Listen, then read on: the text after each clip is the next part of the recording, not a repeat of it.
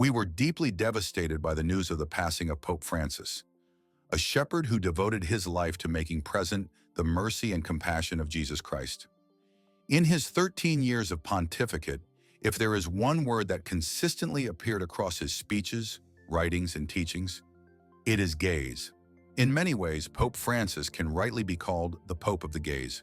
His writings repeatedly emphasize the transformative power of seeing God, others, and the world through the eyes of Jesus. He dedicated his life to the theme of mercy, tirelessly encouraging us to turn with confidence to the Lord who never tires of forgiving. The name of God is mercy, he often taught us. It is not a mere coincidence but a sign of divine providence that he passed away a day after Easter, during the novena leading up to Divine Mercy Sunday. Pope Francis's theological vision centered on the transformative power of the gaze. In his first encyclical, Lumen Fidei, he wrote, "Faith does not merely gaze at Jesus, but sees things as Jesus himself sees them, with his own eyes. It is a participation in his way of seeing." Number 18. In Laudato Si, he extended this idea to the created world, urging us to contemplate nature with fondness and wonder. Number 97. In Evangelii Gaudium, he encouraged us to adopt the gaze of the Good Shepherd, who seeks not to judge but to love, a gaze that heals and restores. Number 125. By announcing the Jubilee Year of Mercy, Pope Francis invited the Church to fix its eyes on the merciful gaze of Jesus and to see others through the same lens of compassion. In Amoris Laetitia, numbers 58 to 60, he presented looking to Jesus as the very vocation of the family, the wellspring from which families draw strength to love one another. In Fratelli Tutti, number 187, he affirmed, "Only a gaze transformed by charity can enable the dignity of others to be recognized and, as a consequence, the poor to be acknowledged and valued in their dignity, respected in their identity and culture, and thus truly integrated into society." Saint Jerome once said, "The eyes are the mirror of the heart." Just as Jesus' gaze reflects the depth of his mercy and love, our own gaze must mirror the compassion and tenderness that dwell in our hearts.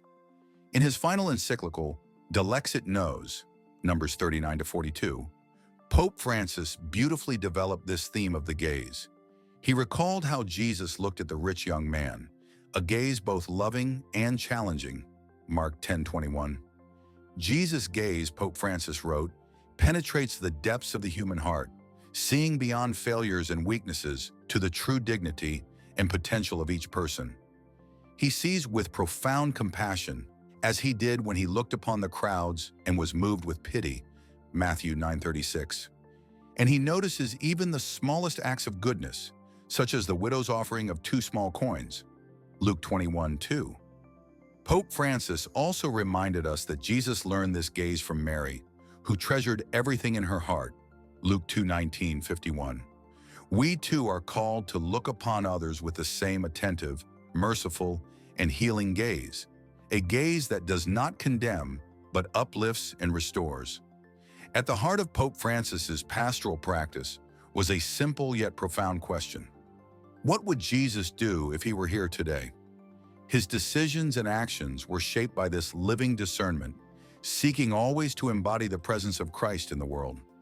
Understanding this theological foundation helps us better appreciate his priorities and choices.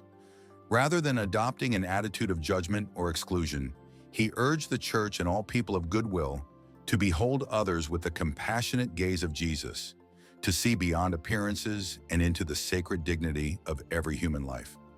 In a world often marked by division, indifference, and judgment, Pope Francis pointed us to a different way, a path illuminated by mercy, tenderness, and hope. He taught us that how we see God, others, and the world profoundly shapes how we live and love.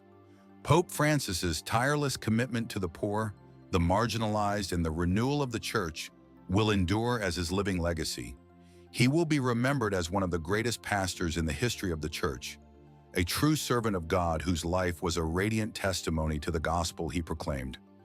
May the Lord welcome him into his loving embrace and grant him peace among the saints.